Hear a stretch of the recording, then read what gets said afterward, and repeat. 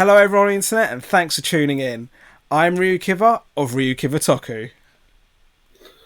And welcome to another episode of Toku Bros. I'm your co-host, Mikupink of Irrational International, and this is Sentai Talk. Kisaki Unstoppable! Kirama Blue! Lovely. How have you been? I've been good. As you might have noticed, I'm wearing a non-post-production shirt. This is pink. That is a non-post-production shirt. That looks pretty good on you, man. Finally I get my own real clothing. Not fair enough. Anyways, we wanted to thank our sponsor of Sentai Talk, Red Wine. You know, come on, you're on a date. You're the Pink Ranger. Have a little red wine.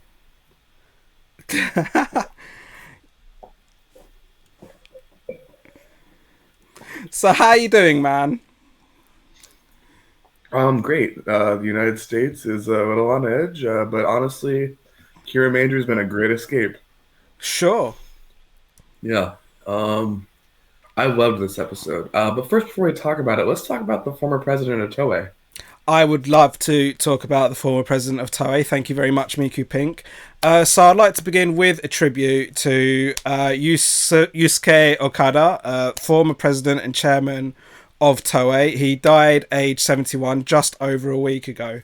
But I would like to actually do an extended tribute to the former president and obviously the former chairman, Yusuke Okada, simply because when we learn about people who've passed on, I mean, there was an actor that passed away last week from Kamen Rider specifically, we tend to be able to put a face to someone like, oh, we knew that actor from that show. They invoked that sort of emotion, and that's even great. Even when it comes to sort of behind the scenes to an extent, you could say, oh, a stuntman passed away. We know them from that work, or this writer passed away. They wrote this series, which is normally fine, and we can normally associate someone with a body of work. When it comes to Yusuke Okada, obviously, for the end of his career, he was very much behind the scenes, but he was a very prominent person from behind the scenes. But when I'm looking at someone like this and I can't associate them with anything, it's normally, okay, thank you for your hard work.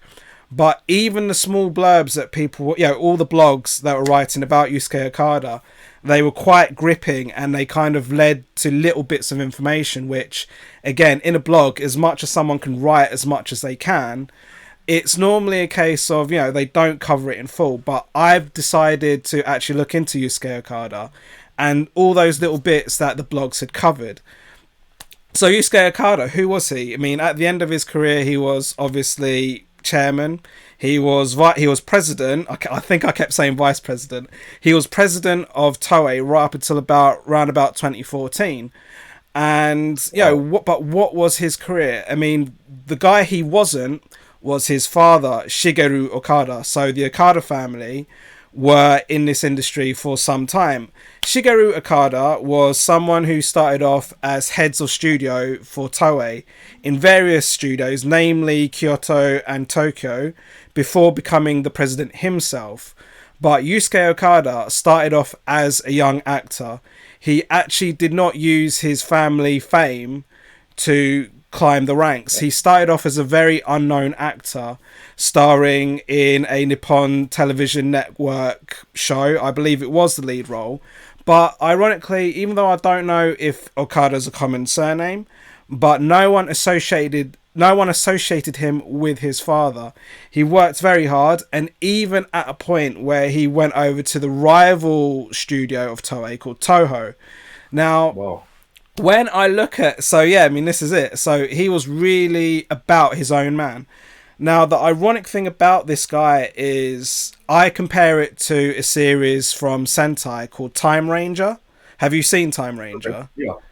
Right, so Time Ranger has the main red, Tatsuya Asami from the Asami family. And even though his father was rich, he went out to do tomorrow research and he wanted to make a name for himself. So I see this parallel so vividly in Yusuke Okada. But, but ironically, even though he was at Toho for about 20-30 years, he did eventually come over to Toei. He worked his way up in Toei. And I think it was around that point that it did become known that he was Shigeru Okada's son. And, you know, he worked his way up. He became president, and then he became chairman. And, you know, most notably, even outside the Toei ranks, he was well respected in the film industry altogether. I mean, he was president of the Motion Picture Producers Association of Japan.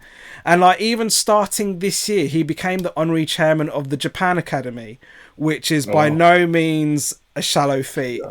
So, you know, for someone who I might not have known, but I've looked into, and I've definitely appreciated everything he's done for Toei. I mean, people can talk about Toei of old and how true their soul was, and people can criticize Toei in recent decades for their creative decisions. But this guy's kept it alive. This guy's kept it rolling, and whatever. Yeah, I mean, if anything, when it comes to the last 20 years, and even during his reign, whether people have liked the works or not, I can definitely say I've definitely found it creative. I've definitely found his reign experimentative. So it's a very, you know, he's done some really good work, and to him, like, I just wanted to take a moment to pay proper tribute to him. But when it comes to work, so I'm going to segue this somewhat. So when it comes to someone doing good work, good original work, a guy that we can look at right now is Carl Higgins and Marcelo Costa, as I hand over to you to talk about Radiant Black. Okay, so as we said, Kyle Higgins. If you don't know Kyle Higgins, that's okay. What you need to realize is he's been behind the major comic book relaunch of Mighty Morphin Power Rangers and a handful of the spin-offs. Which you we are talking Sentai talk, and he is definitely tokusatsu inspired and Sentai inspired. Am I right? Mm-hmm. He did the entire basically relaunch of the Boom Studios Power Rangers line. He's also working on Marvel's Ultraman series right now, The Rise of Ultraman. Oh, serious? Yeah. So I'll be honest, I actually didn't know that. But is it the Netflix version? No, he's doing the Marvel comic. Marvel, okay. Yeah. I mean, he actually technically is the only writer who has worked on Power Rangers and Ultraman in within 1 year, you know, if you really think about it. Kudos to him. Yeah. Anyways, it's great. He has an original comic series that is really Toku influenced. He straight up said that actually as he was researching, working on Mighty Morphin Power Rangers and Go-Go Power Rangers. I think there's 2 or 3 other mini series in there that he's really working on. Was that he kind of started digging into the Sentai research, and this new story is his kind of love letter to all of Toku. Amazing. So what have you learned about Radiant Black? I think it's kind of interesting where Toku is kind of a genre that is dominated by young 20-somethings pretending to be late teens. Okay. I mean, that's a given if I'm honest. Yeah, it happens. It's very OC. It's very Dawson's Creek, style casting. You know what I mean? Dawson's casting. Dawson's Creek casting. Nice. So go on. I mean, tell us more about the suits of Radiant Black. Yeah. So what's interesting instead is instead of being a teen, it's a washed up 30-year-old crime novelist who is moving in back home with his parents. Not too different from Saber, admittedly. Well, okay, carry on.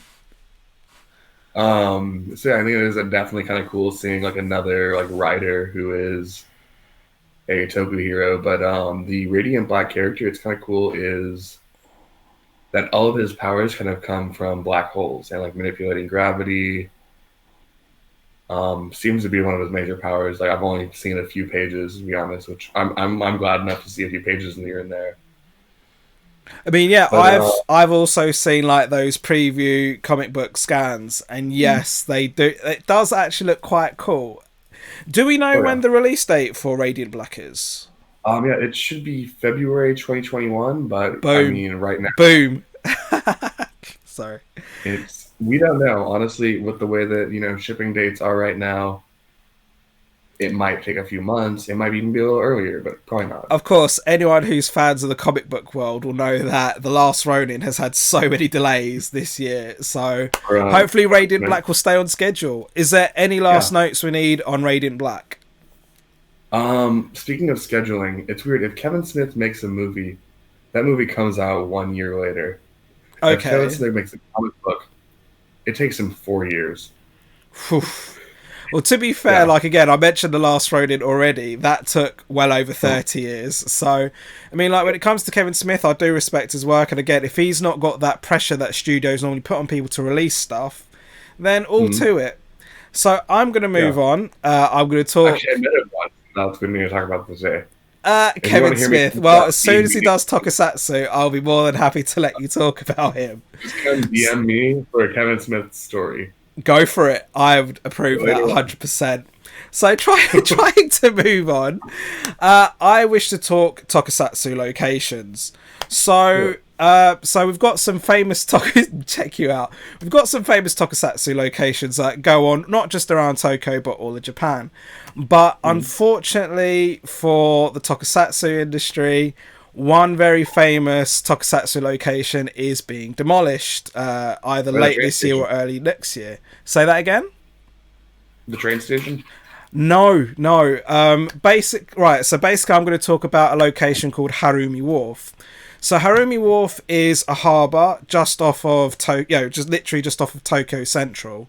I mean, it's probably about 10-15 minutes by the metro.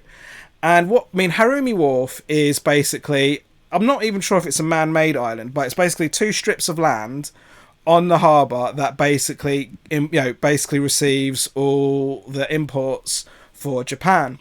And so it's two strips of land, and in terms of tokusatsu, both Kamen Rider and Sentai specifically, we see some very famous scenes there. We see like I mentioned Time Ranger earlier, the scene where Time Fire makes his debut and he's standing on a crane.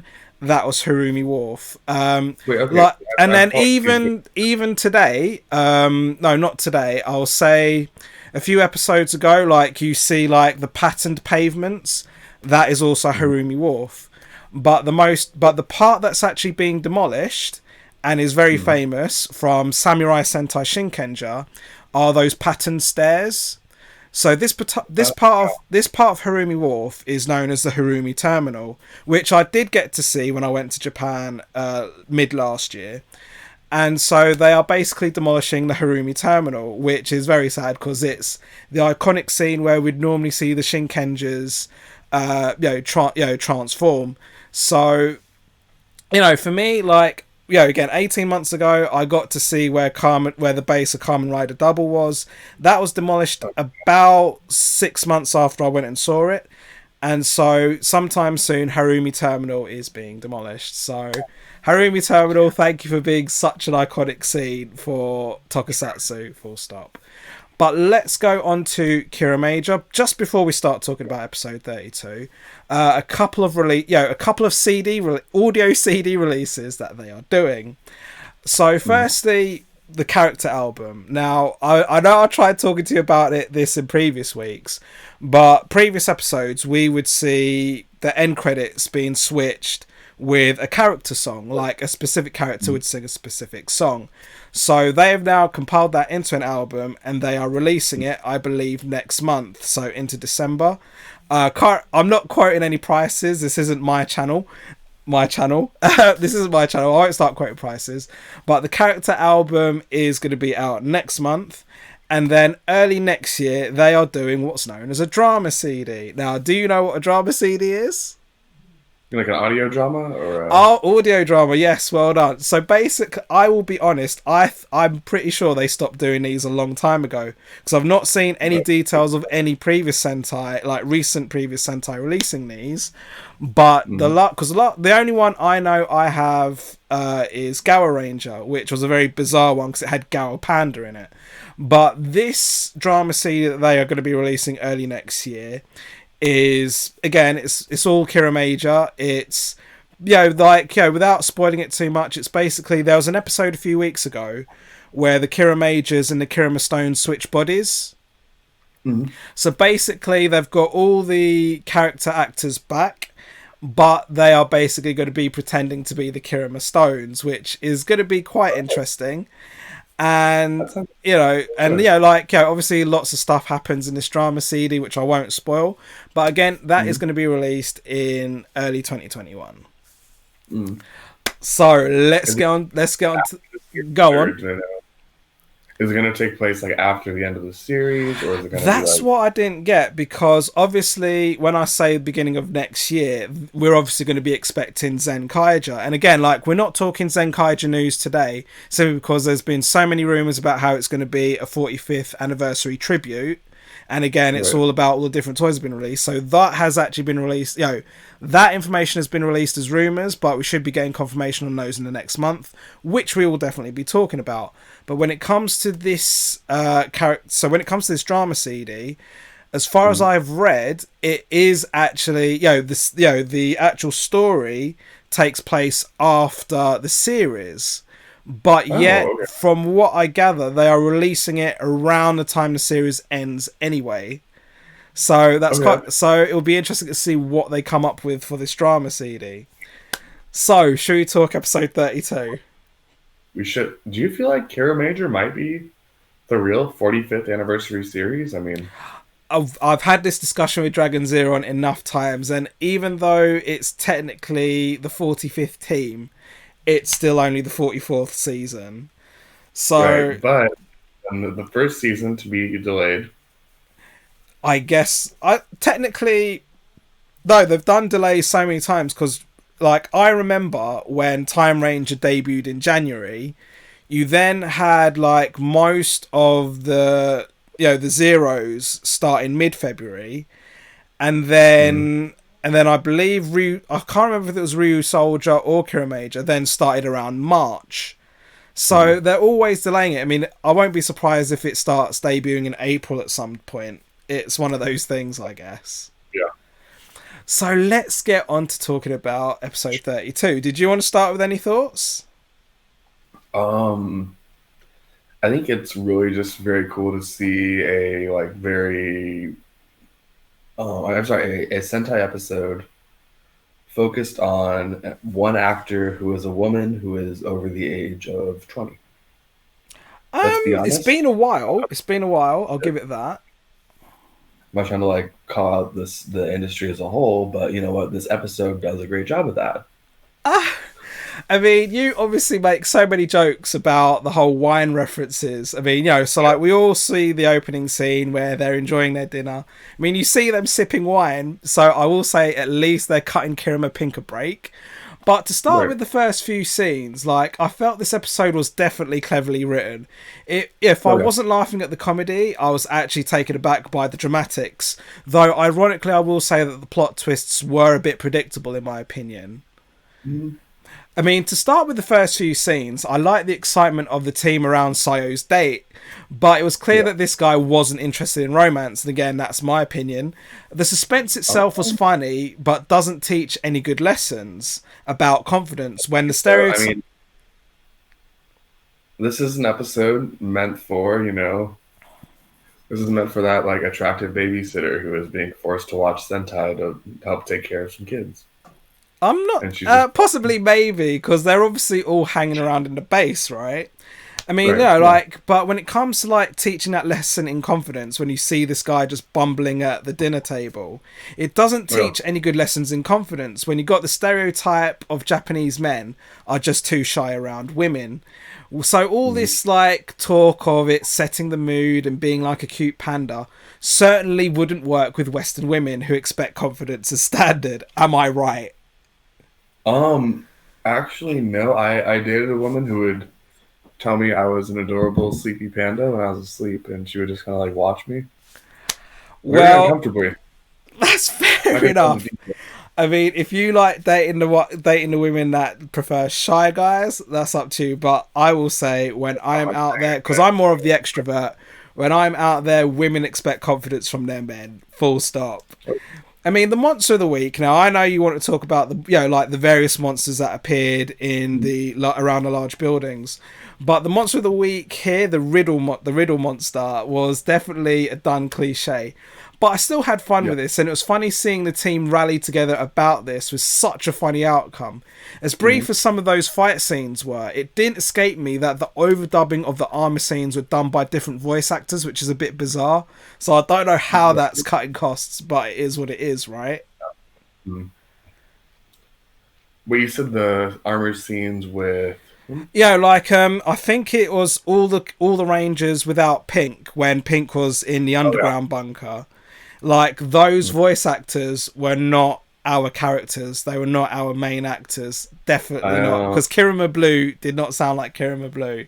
100%. It kind of reminds me. I saw a voice commercial for a Darth Vader toy, but they Okay. didn't actually use the voice of James Earl Jones, and you're like, "Oh, this is Well, to very be this is fair, obviously." using the voice of James Earl Jones is quite expensive, I would imagine. Oh yeah, I it mean, probably is. it probably took them a while to bring him back for Lion King, right? The live version. But still, what did you think? I mean, like, so like there was a You would scene.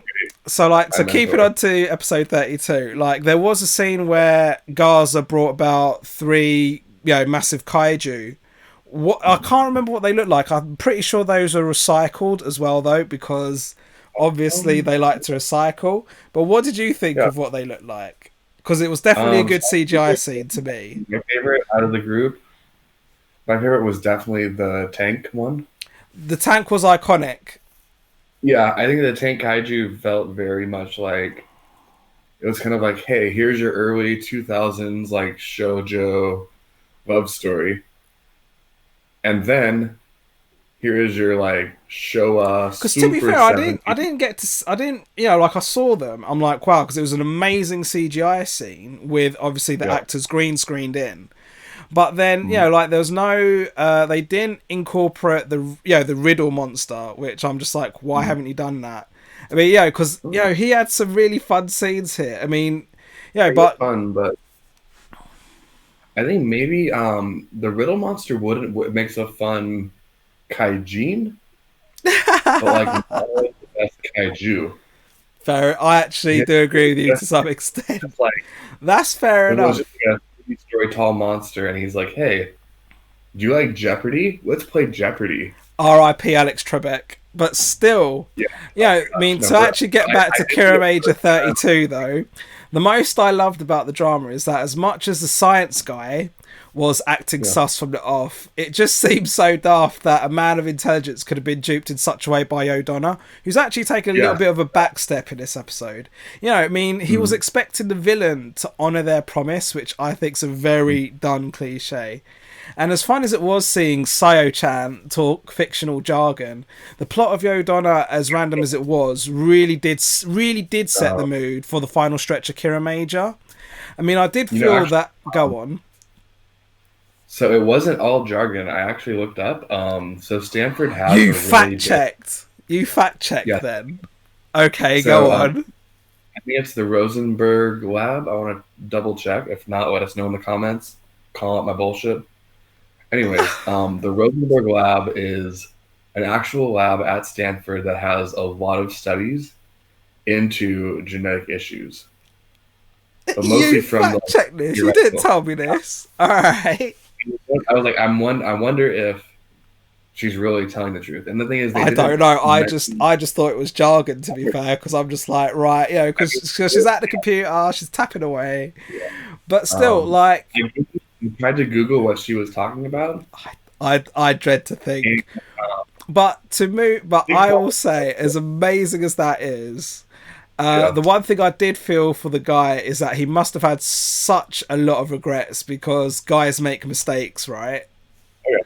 So, Mhm. like, just I mean, because Sayo Chan really gave a performance of how she felt. And, like, anyone who knows anything about the actress, she was previously canon in Kamen Rider Ghost. And, she was really excited about getting this role as Kirima Pink. And, she's gone on Mhm. interviews saying how she's really given it her all. And I have to admit, like, out of most of the episodes here, I've definitely seen her really acting it out. And, I have to give absolute props to Kirima Pink in the emotion she showed and how she was so disappointed in this guy. And, because the guy, to me, looked a little bit like Zeranos. You cut, you know who I'm talking about, Kamen Rider Zeranos, who A also was little in bit. Hibiki. He looked a little bit like him. But he was also like, he had such regret on his face, and I'm not surprised. That Yeah, the Central Parties guy. the So middle part. When he had that middle part in his hair, he it did. made it feel It made it feel so much more early 2000s, like Bad I will agree Romance. with that because again, it reminded me of Xeranos. But I will say Oh the yeah. real plan in Kirima 32 though was about Gaza and how both distractions allowed him to set such a dark plan in motion about embarking King Oridin. It seemed a bit too Mhm. early for the final arc, as the final arc will probably involve Yodon himself. But it's good to see what it could potentially bring. We had this several weeks ago with Kirima Silver being possessed, so it does seem a bit recycled. But the backstory Gaza gave Embark about honing his powers from his instructor, and the teachings of Embark in itself was a good throwback. I can't wait. So, any thoughts on the main storyline with Gaza? For this episode, are you kind of discussing like when they decided to kind of have the full frontal attack with like three kaiju at once? Yeah, and like again, like because he took over Embark as well, which I thought was quite a powerful. Again, as recycled as it is, it's kind of a big deal. It is. But I think really the whole shot of three kaiju. I know that sounds bad when I use kaiju No, I as mean the. again, it's like again because Kiramager has used that Ultraman kaiju look for the whole series, which isn't Oh a yeah, bad thing. and they pulled it off. I think they did. I mean, have I you mean, got? Yeah, go on. retro, they are very fun. And to be honest Absolutely, with you, there's so it's kind of a Sentai, but kind of not. I will It's agree with from that 100%. there's an Australian Sentai called Danger Five, and the Okay. final episode of the first season, they have three kaiju attack a like miniature city, and one of them is very heavily tank based, and it definitely reminded me of the kaiju from this episode. So, do you have any final thoughts on episode 32? Um, I feel like we don't have enough time to unpack everything about episode 32 right now, so we're just gonna put it away, and we'll talk about it at the end of the season. Absolutely. But I mean, I think because it was. I would say, because what I'd say for episode 32, I can't wait to see Takami. For episode 32, there was a lot that did go on, but I think Oh yeah. that because we've got this exploding plant that's going to be taking over the world. We've got Gaza who's like manipulating Embark, and then we've got to see Yodon himself make an appearance. But but a few couple side notes here. I can't wait to see Takamichi and Murio actually get some better action, as they were also more of a backdrop in this episode. But at Yeah. least they brought back the usual end credits. Am I right?